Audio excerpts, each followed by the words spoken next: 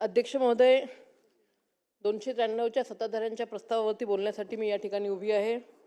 अध्यक्ष महोदय, सर्वप्रथम मी आपले आभार व्यक्त करते की आपण बोलण्याची संधी दिली. अध्यक्ष महोदय, गेल्या पावसाळ्याच्या सीझनमध्ये अतिशय भीषण अशी अतिवृष्टीचा सामना संपूर्ण महाराष्ट्राने केला. राज्यातील 29 जिल्हे, 253 तालुके आणि 2059 मंडळामध्ये अवकाळी पावसामुळे, अतिवृष्टीमुळे नद्या नाल्या यांना पूर आले आणि सगळीकडे अतिशय भयावह अशी परिस्थिती अध्यक्ष महोदय निर्माण झाली. माझ्या चिखली मतदारसंघामध्ये सुद्धा उभे शेतकऱ्यांची पिकं त्या ठिकाणी वाहून गेलेत, विहिरी बुजून गेल्यात, शेततळे वाहून गेलेत, राहते घरं त्या ठिकाणी पडलेत, गोठे त्या ठिकाणी पडलेत, जनावरं कितीतरी मृत्युमुखी पडले. सणासुदीच्या या दिवसांमध्ये अध्यक्ष महोदय, महाराष्ट्रातल्या शेतकऱ्यांवरती त्या ठिकाणी अस्मानी संकट आलं. परंतु या अस्मानी संकटापासून एक प्रकाश देण्याचं काम सन्माननीय मुख्यमंत्री आदरणीय देवेंद्रजी फडणवीस साहेब यांच्या नेतृत्वामध्ये महायुतीच्या आपल्या सरकारने घेतलं आणि न भूतो न भविष्यती अशा पद्धतीचं जवळपास 31,000 कोटी रुपयाचं विशेष पॅकेज हे जाहीर केलं. आणि विशेष म्हणजे हे पॅकेज ज्या दिवशी जाहीर केलं तेव्हा दिवाळी तोंडावरती आलेली होती. फडणवीस साहेबांनी त्या ठिकाणी शब्द दिला की जोपर्यंत ही पॅकेजची मदत त्या ठिकाणी गोरगरीब शेतकऱ्यांच्या खात्यापर्यंत जात नाही तोपर्यंत या महाराष्ट्रामध्ये दिवाळी साजरी होणार नाही. आणि मला या ठिकाणी विशेष अभिनंदन सरकारचं करावं असं वाटतं की जो शब्द महायुतीच्या सरकारने शेतकऱ्यांना दिला तो शब्द खरा करून दाखवला.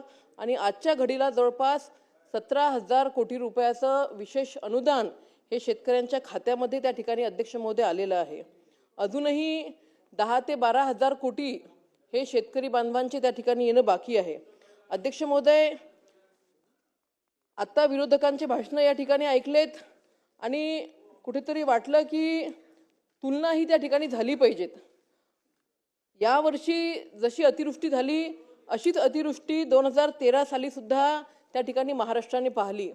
परंतु तेव्हाची मदत आणि आत्ताची मदत हे अध्यक्ष महोदय जेव्हा आपण याची तुलना करू तेव्हा आपल्याला कळेल की महायुतीच्या सरकारने अतिशय सढळ मनाने, सढळ हाताने त्या ठिकाणी महाराष्ट्रातल्या शेतकऱ्यांना मदत केली. अध्यक्ष महोदय, 2013 मध्ये जेव्हा काँग्रेसचं सरकार होतं तेव्हा मोठे मूर्त जे जनावरं आहेत त्यांना आपण 25,000 रुपये मदत देऊ केली होती. आणि 2025 मध्ये ज्या अतिवृष्टी झाली तिथे हीच मदत आपण 37,500 रुपयावरती केली. सोबतच अध्यक्ष महोदय, 2013 मध्ये पूर्ण नष्ट झालेले जे कच्चे घरं आहेत त्याच्यासाठी त्या वेळेला 25,000 रुपयाची मदत दिली होती. परंतु 2025 मध्ये महायुतीच्या सरकारने 1,20,000 ते 1,30,000 रुपयाची मदत ही त्या ठिकाणी दिली.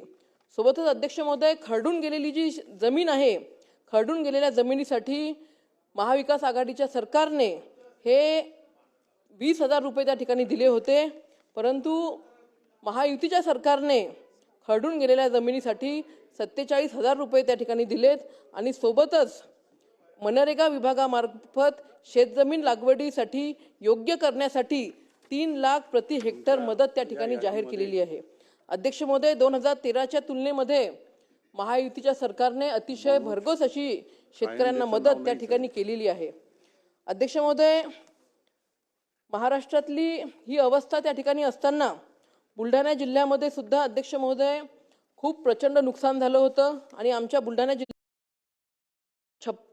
96,39,000चं मदत त्या ठिकाणी शासनाने जाहीर केली.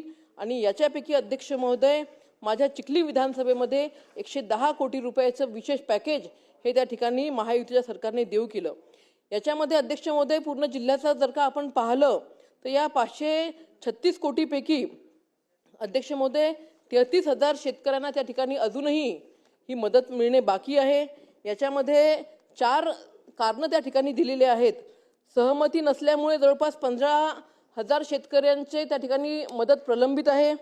बाहेर गावी जे गेलेले आहेत त्यांची खात्याची माहिती त्या ठिकाणी दिलेली नाही आहे, तर असे जवळपास 8,397 शेतकरी आहेत. आधार कार्ड लिंकिंग नसल्यामुळे अध्यक्ष महोदय जवळपास 6,000 233 शेतकरी आहेत आणि खाते नंबर मयत झालेले जे आहेत, मयत झालेल्यांनी त्यांचे खाते रिन्यू न केल्यामुळे त्या ठिकाणी 3163 शेतकरी हे त्या ठिकाणी प्रलंबित आहेत. अध्यक्ष महोदय, हा 33,000चा जो आकडा आहे हा एकट्या बुलढाणा जिल्ह्याचा आहे.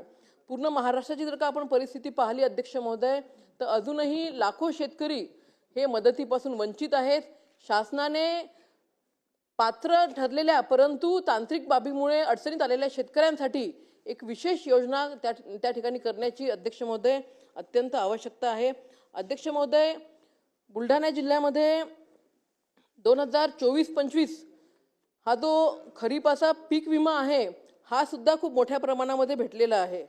तरी सुद्धा अध्यक्ष महोदय अजून चिखली तालुक्यातले 1 कोटी रुपये त्या ठिकाणी प्रलंबित आहे आणि बुलढाणा तालुक्यातली जवळपास 14 कोटी ही पीक विम्याची मदत त्या ठिकाणी प्रलंबित आहे. अध्यक्ष महोदय, माझी विनंती आहे की तुमच्या स्तरावरतून त्या ठिकाणी शासनाने पीक विम्यासंदर्भात त्या ठिकाणी भरघोस असे काहीतरी पावलं उचलले पाहिजेत, जेणेकरून एकही बुलढाणा जिल्ह्यातला चिखली विधानसभेतला शेतकरी हा पीक विम्यापासून अध्यक्ष महोदय वंचित राहिला नाही पाहिजेत. अध्यक्ष महोदय, महाराष्ट्रातील इतर भागाच्या तुलनेमध्ये विदर्भ व मराठवाडा विकासापासून कोसो दूर आहे आणि काँग्रेसच्या काळामध्ये कायम विदर्भ आणि मराठवाड्यावरती अन्याय त्या ठिकाणी होत होता. परंतु आता महायुतीच्या सरकारच्या काळामध्ये हा अन्याय कुठेतरी दूर होण्याचं काम हे आदरणीय फडणवीस साहेबांनी सुरू केलेले. अध्यक्ष महोदय, मराठवाडा आणि विदर्भामध्ये अध्यक्ष महोदय कन्क्लूड करते, फक्त एक छोटासा विषय आहे. अध्यक्ष महोदय, कापूस प्रक्रिया उद्योग उभा करणं हे अत्यंत गरजेचं आहे आणि हा कापूस उद्योग उभा करण्यासाठी अध्यक्ष महोदय शासन स्तरावरतून या नव उद्योजकांना त्या ठिकाणी मदत झाली पाहिजेत, त्या ठिकाणी क्लस्टर डेव्हलप झाले पाहिजेत. कापूस उत्पादकांना त्या ठिकाणी शासनाकडनं कमी दरामध्ये वीज उपलब्ध झाली पाहिजे, त्यांना पाणी उपलब्ध झालं पाहिजे. अध्यक्ष महोदय, उद्याला जर का खऱ्या अर्थाने अनुशेष दूर करायचा असेल मराठवाडा आणि विदर्भातला अध्यक्ष महोदय, तर कापूस उत्पादक शेतकऱ्यांना त्या ठिकाणी भरघोस मदत अध्यक्ष महोदय आपण केली पाहिजे. सोबतच अध्यक्ष महोदय, गेल्या 3-4 दिवसापासून संपूर्ण महाराष्ट्रातला परीट समाज, धोबी समाज हा आरक्षणासाठी आपल्या नागपूर येथे आलेला आहे.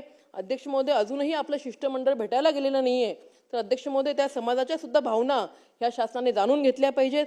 सोबतच आमच्या अंगणवाडी सेविका आहेत, आशा सेविका आहेत, आमचे घरकुल कंत्राटी कर्मचारी आहेत आणि सोबतच आमचे शिक्षक बांधव आहेत. जुनी पेन्शन योजनेच्या संदर्भामध्ये अध्यक्ष महोदय हे सर्व मंडळी त्या ठिकाणी उपोषणाला बसलेले. अध्यक्ष महोदय, माझी विनंती आहे की शासनाने या सगळ्या उपोषणकर्त्यांना संवेदनशीलतेने भेटून त्या ठिकाणी त्यांच्या ज्या काही मागण्या आहेत त्या ठिकाणी त्वरित पूर्ण कराव्यात. अध्यक्ष महोदय, आपण मला संधी दिली, मी आपले आभार व्यक्त करते आणि थांबते. धन्यवाद.